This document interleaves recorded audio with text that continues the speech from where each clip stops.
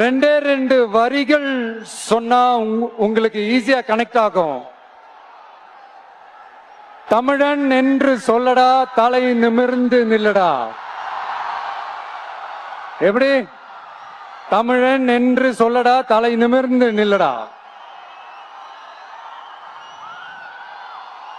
இந்த நாடி நரம்பெல்லாம் ரத்தம் பாய்ச்சுற இந்த வரிகளை எழுதினது யார் தெரியும்ல? யாரு யார் எழுதுனா? விஜயகாந்த் சார் சொன்னாரு. ஆனா நம்ம அண்ணன் கேப்டன் அவர்களுக்கு மட்டும் இல்ல, நமக்கும் சேர்த்து எழுதின இந்த வரிகளை யார் எழுதினது தெரியும்ல? நாமக்கல் மாவட்டத்தை சேர்ந்த மேகனூர்ல பிறந்த நாமக்கல் கவிஞர் திரு ராமலிங்கம் பிள்ளைதான், அவர்கள்தான். அடுத்து தமிழ்நாட்டு மக்களுக்கு இந்த இடஒதுக்கீடு உரிமையா வழங்கினதும் இதே நாமக்கல் மாவட்டத்தை சேர்ந்த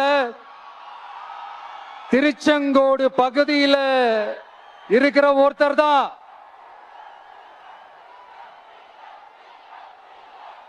நம்ம சென்னை மாகாணத்தோட முதலமைச்சரா இருந்த சுப்பராயன் அவர்கள். அவர்தான் அந்த மாபெரும் மனிதர். மக்களுக்கு இடஒதுக்கீடு உரிமைய வழங்கினதுல இவருக்கு மிகப்பெரிய ஒரு பங்கு ஒன்று இருக்கு.